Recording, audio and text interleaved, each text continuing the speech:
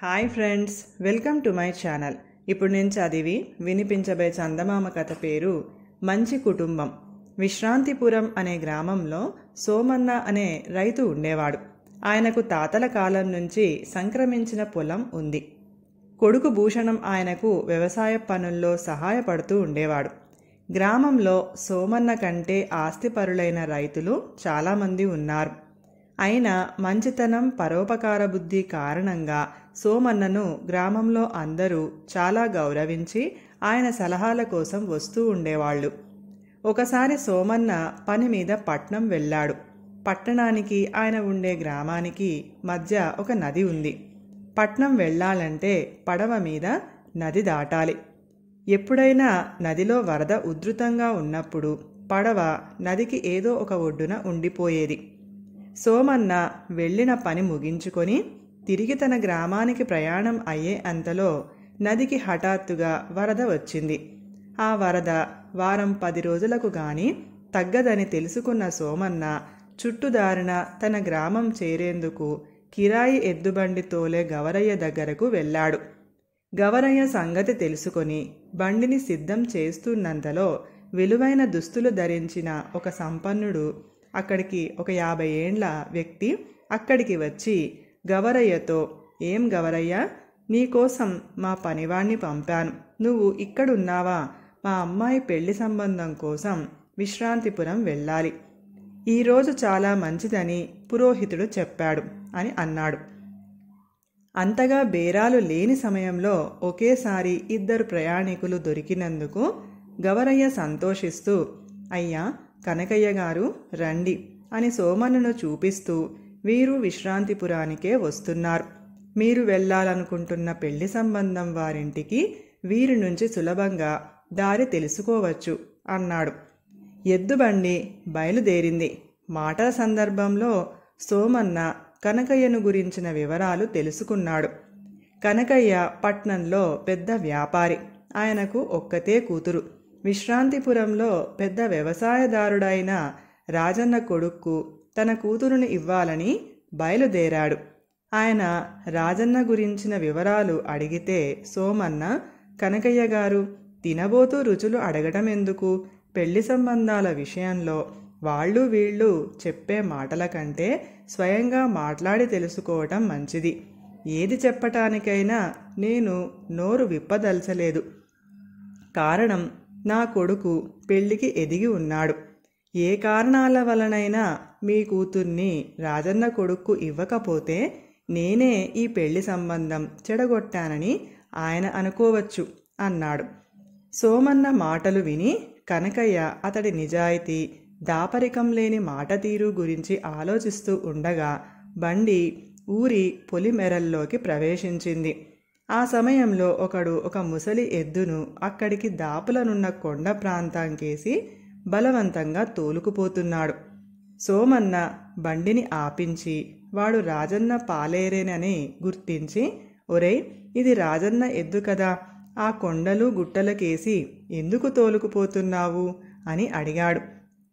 దానికి పాలేరు, "అయ్యా, ఎద్దు బాగా ముసలిదైపోయింది కదా, పొలం పనులకు బొత్తిగా పనికిరావటం లేదు. మేత దండగా కొండ ప్రాంతానికి తరిమై అక్కడ బ్రతికినన్నాళ్ళు బ్రతుకుతుంది, తర్వాత చస్తుంది" అన్నాడు యజమాని అని చెప్పాడు.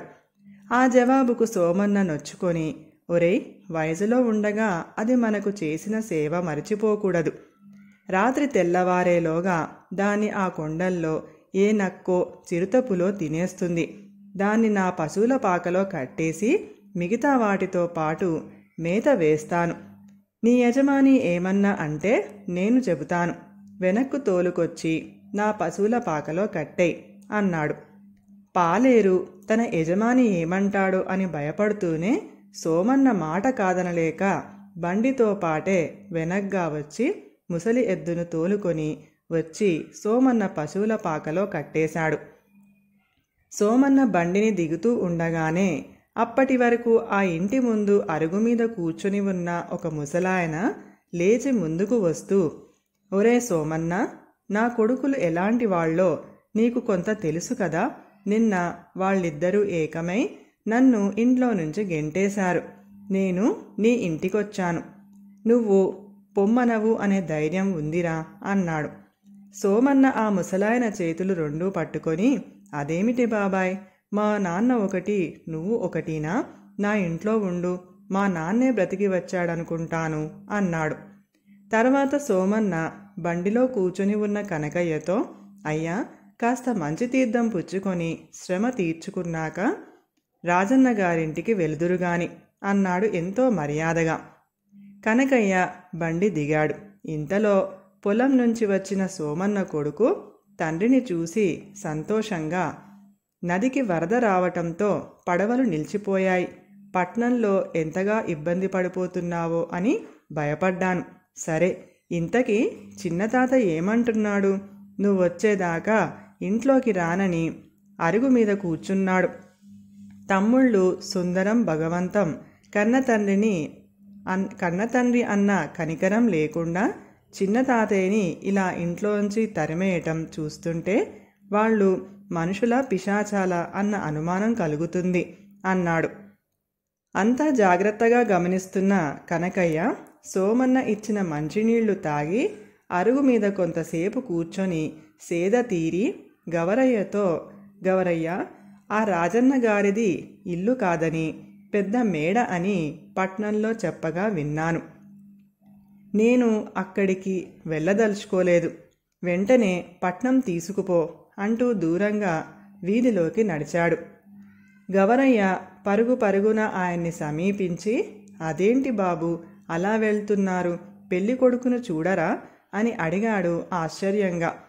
పెళ్లి కొడుకును చూడటం అయిపోయిందిలే అంటూ కనకయ్య బండి ఎక్కి పట్నం దారిలో గవరయ్యతో, మనసులో దయా జాలి అనేది ఏమాత్రం లేని మనుషుల మధ్య మా అమ్మాయి ఎలా బతకగలదు? ముసలితనం వచ్చాక అది ఎద్దైనా మనిషైనా కొందరి దృష్టిలో అదొక శాపం.